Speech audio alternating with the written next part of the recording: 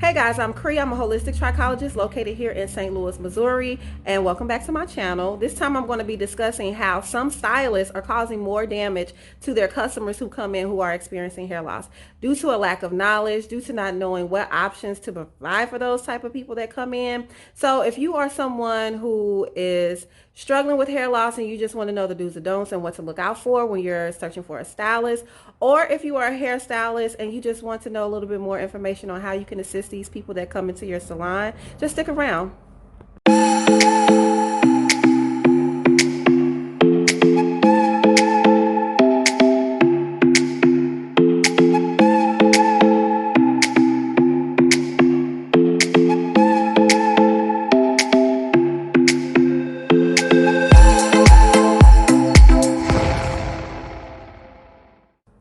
Hey guys, so I want to get right into it.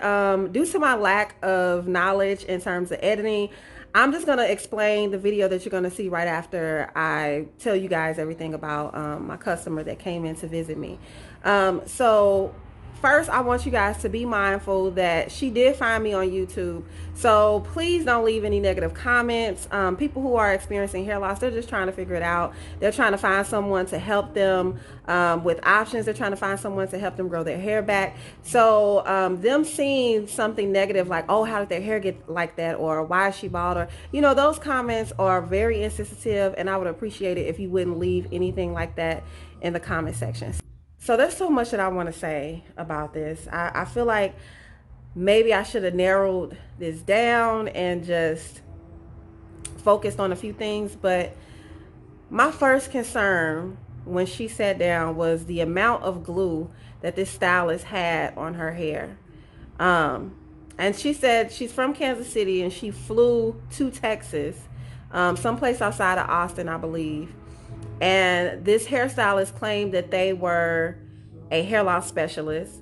But the way that they treated her hair, it was just done so carelessly. It didn't even seem as though they had a thought about what would happen when she was trying to take it out, or with the glue cause more hair loss. It was just a lot of things that upset me about this situation. And the more I talked to my client, she was just saying like she didn't know, and a lot of times they don't know. When you sitting in a chair and you're getting your hair done, you just know that you asked for a style and the stylist said that they can accomplish this look. So you sit there a lot of times in confidence, hoping that you get something that's going to be a nice style, and then also that's going to help you with your condition in terms of coverage and not cause more hair loss. People are lacking compassion with people who have hair loss. I've had people who posted on my page and said they've been to salons and stylists have laughed about their condition, which is unbelievable. Imagine already being vulnerable and not wanting to go to a public place, but because you have no knowledge on how to take care of your own hair or how to style your own hair, you seek out a stylist or someone who you believe can help you, and only to be disrespected and laughed at. I couldn't imagine that, So this is why I believe that if you are a hairstylist, you should definitely look into a career in trichology, because you need to know when these people come in, what type of hair loss are they dealing with? How can you assist them in not causing further damage? How can you help them grow their hair back? Do you know dermatologists that you can send them to? Do you know nutritionists, naturopathic doctors, anybody else in your area who can work with you or who you can include with a program that you can put them on to help them grow their hair back? This is something that I believe is a game changer in the hair industry. The only places that I've known people to go to for these types of services are Heinz Wyman, Bosley, which have been in business for years. And I've known people to go there and they feel like it doesn't cater.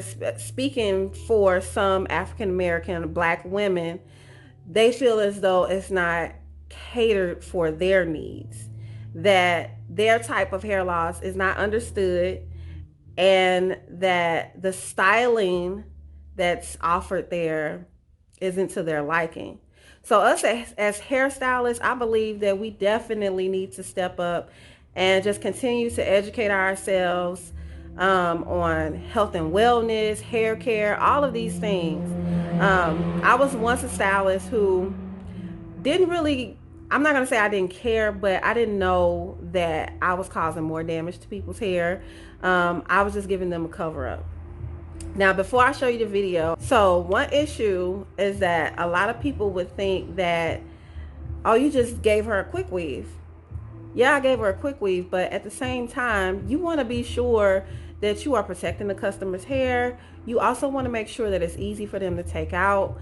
You're not going to cause more damage. There's a proper way to install and to remove a quick weave. A quick weave is not the enemy. You hear me? A quick weave is something that you can use as a way to get a style that you want without spending too much, if you can't afford a hair replacement, because honestly, hair replacements can cost anywhere from $300 to $3,000, ranging in the type of base that you get, and also the type of texture, the length. All of these things can fluctuate in pricing, and a lot of times people just don't have that to spend on a unit. So a quick weave is a good option.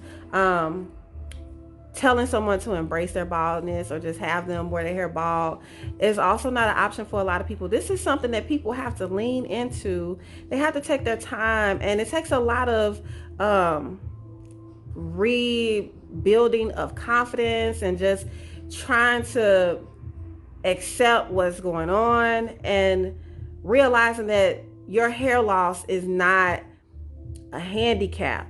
I'm a person who's have hair loss, so I understand, I relate to it, and it has only been until recently that I have been open about it, and I've been telling people, and I'm leaning towards more of the bald look. I have worn my hair bald before, but I'm leaning towards wearing it sometimes because I know that that does not make me. That's not who I am. And I want to uplift and build women up who are experiencing hair loss and have them realize the same. I like to have hairstylists who are in these people's head to also do this for their customers, uplift them, help them realize that hair loss is not something that you have to be controlled by. Okay. So with all that said, I'm going to show you guys a video, and I'm going to do a voiceover and just describe what I was thinking, how I was feeling, talks that I had with my customer. There was a time where I think I was so frustrated. I may have offended her, or not offended her, but I may have upset her because I was upset, and I was just talking about how horrible of a job the stylist did, and she got emotional, so I had to apologize. So this is why I want you guys to understand, when people come into your salon, they are fragile. They are dealing with this in secret a lot of times because they're not telling people, not even their husbands, not their family members. They could probably think that they're going through this on their own because it's just like a silent thing that women don't want to discuss. It's not as open as men who have hair loss. It shouldn't be a stigma on women who are experiencing hair loss and decide that they don't want to wear a wig or a weave. They're just going to shave their hair off. Here is my client. Again, please be mindful of your comments. If you have questions, leave them in the comment section.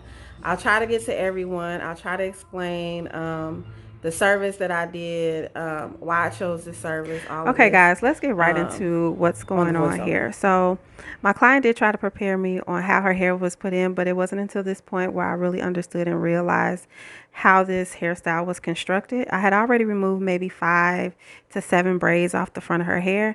They literally just glued on the top, and once I removed it, you see there's a bunch of glue. She has a scalp, there's redness, tenderness, tension, all of these things you don't want if you already have very fine, fragile hair.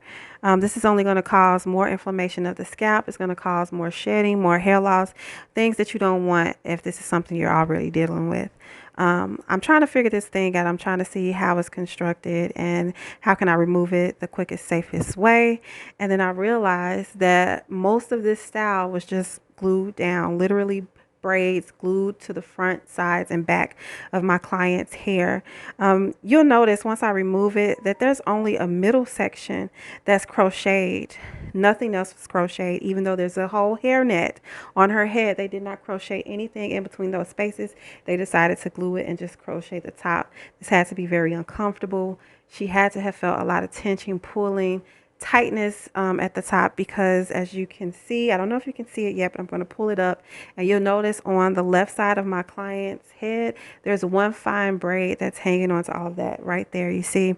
And so once I removed everything, there were literally maybe 4 very fine braids that were attached to a big fat braid in the back.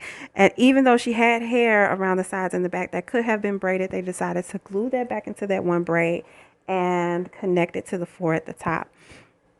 It was quite a struggle removing this, but once I did, I thought to myself, what the stylist could have done was just done a reverse cornrow, meaning starting the braids from the back and bringing them toward the top, and then that way they could have possibly sewn that down and then crocheted the hair in, just for something that would be more comfortable and have a more solid base to it.